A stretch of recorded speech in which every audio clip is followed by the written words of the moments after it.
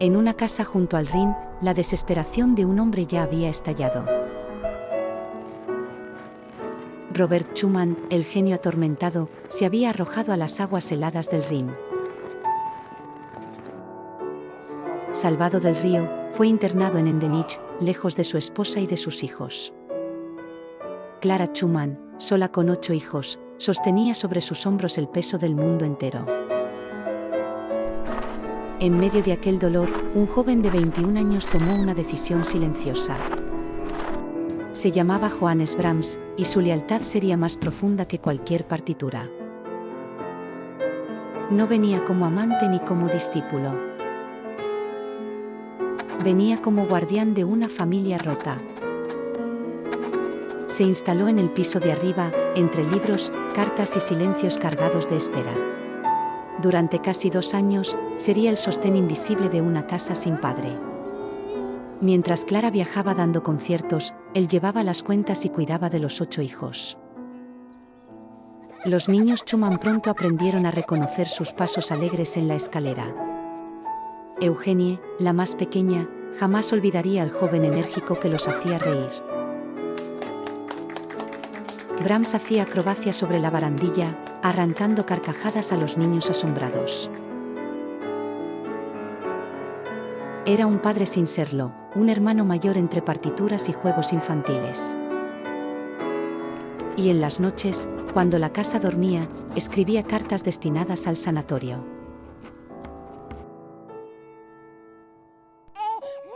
En junio, un nuevo llanto llenó la casa. Brahms fue nombrado padrino, sellando un vínculo que el destino aún no revelaba. Nadie imaginaba entonces que aquel niño llevaría, algún día, un secreto compartido. Pero la sombra de Endenich seguía creciendo, y el tiempo se acababa lentamente. En 1856, la noticia que todos temían finalmente llegó a Düsseldorf. Robert Schumann había muerto, y con él se cerraba un capítulo doloroso y eterno. Clara, vestida de negro, se aferró al hombro de quien nunca la había abandonado. La familia quedó unida por el duelo, y Brahms se quedó, como siempre, cerca. Los años pasaron. Félix crecía entre partituras, cartas y la música de su padrino. En 1858, Brahms compuso en secreto canciones destinadas a los hijos de Clara. Las llamó Volkskinderlieder, canciones populares infantiles, nacidas del cariño más silencioso. Pidió publicarlas de forma anónima, sin firma, sin gloria, solo por amor. Su generosidad no buscaba reconocimiento, sino proteger la inocencia de aquellos niños. Los años seguían su curso, y Félix crecía hacia la adolescencia con talento propio. Félix empezó a escribir poemas, heredando la sensibilidad artística de su familia. Uno de sus poemas se llamaba Mein Liebe ist grün, mi amor es verde. Brahms leyó aquellos versos y algo en su interior se conmovió profundamente. Decidió musicalizarlo en secreto, como regalo de Navidad para Clara, su querida amiga. La Navidad de 1873 llegó envuelta en nieve, velas y expectativa silenciosa. Brahms entregó a Clara la partitura, un regalo cargado de significado oculto. Nadie sabía aún que aquellos versos pertenecían a la pluma del propio Félix. Días después, sus hermanas tocaron la pieza sin saber el origen de los versos. Félix escuchó desde el pasillo, y su corazón se detuvo por un instante eterno. Reconoció sus propias palabras convertidas en melodía, sin saber cómo agradecerlo.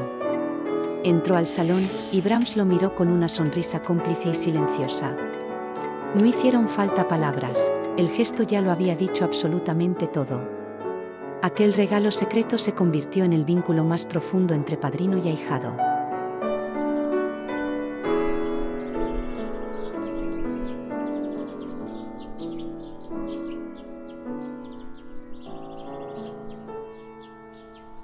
Pero el destino, cruel e inevitable, ya rondaba de nuevo la casa familiar. Félix comenzó a toser, y la fiebre no tardó en instalarse en su cuerpo.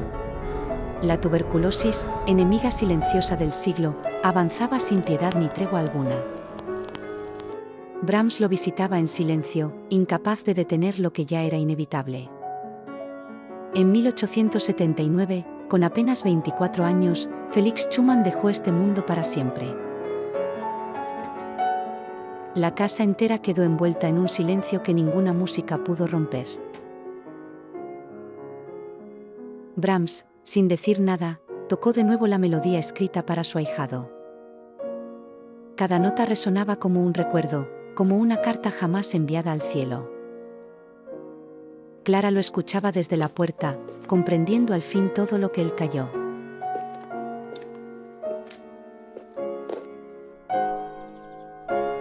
Nunca hablaron de amor, pero toda su vida fue una carta de fidelidad.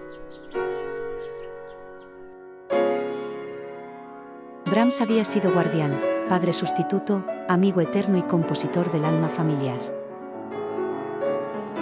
Su música quedó como testimonio de una devoción que jamás necesitó ser nombrada.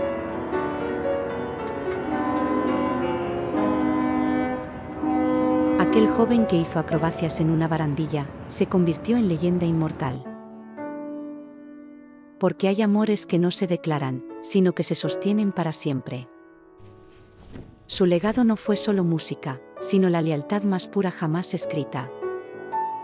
Y así, entre notas y silencios, Johannes Brahms se convirtió en guardián eterno. ¿Qué momento de esta historia te conmovió más? Cuéntanoslo y suscríbete para más biografías.